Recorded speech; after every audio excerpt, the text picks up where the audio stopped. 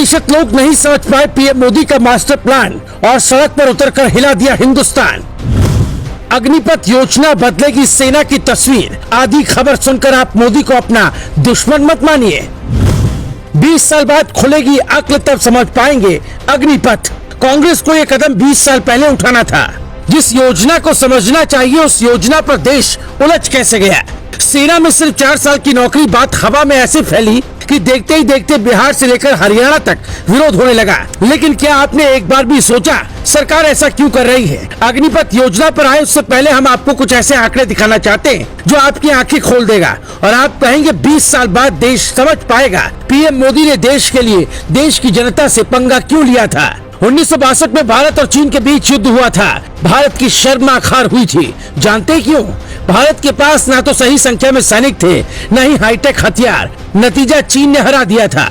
2022-23 में भारत सरकार ने रक्षा के लिए 5,25,166 करोड़ का बजट पेश किया। इसमें करीब 20% यानी 1,19,000 करोड़ रुपए सरकार हर साल पेंशन में बांट देती है। हर साल सरकार 2,33,000 करोड़ जवानों पर खर्च करती है। इसमें हथियार शामिल नहीं है। सरकार के पास मात्र 40% बजट बचा है, जिससे आप दुनिया की मजबूत सेना बनना चाहते हैं। यानी कमाया लाखों लेकिन खाया पिया तो बचा नहीं हजारों। इसलिए आँख खोल कर देखिए ये रिपोर्ट।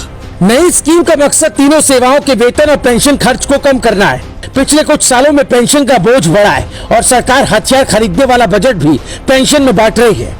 देश हित में तो अग्निपथ फैसला 100% सही लगता है। अगर व्यक्ति विशेष के लिए देखें तो योजना अच्छी नहीं लगेगी। यही कारण है देश के युवा अपने अपने हिसाब से फायदा देखते हुए सड़कों पर उतर आए। विरोध की असली वजह ये भी नहीं है। विरोध की असली वजह है अग्निपथ की उम्र सीमा। आपको याद है जब आप 17 साल के थे तो क्या कर रहे थे? जिस उम्र हम ये डिसाइड नहीं कर पाते उस उम्र सरकार आपको देश की सुरक्षा का जिम्मा दे रही है।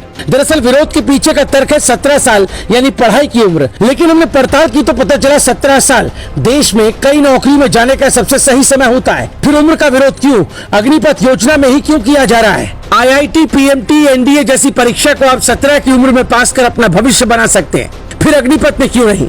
21 साल के बाद लगता है आप IAS बनना चाहते हैं तो आप बन सकते हैं, क्योंकि आमतौर पर लोग 21 साल में ग्रेजुएशन पूरा करते हैं।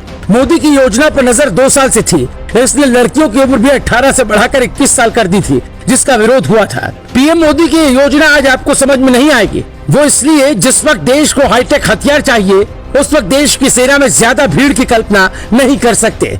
चीन के पास भारत की तुलना में 2 गुने से ज्यादा परमाणु हथियार हैं। भारत के पास 160 तो चीन के पास 350 परमाणु हथियार हैं, जबकि अमेरिका और रूस के पास हजारों की संख्या में।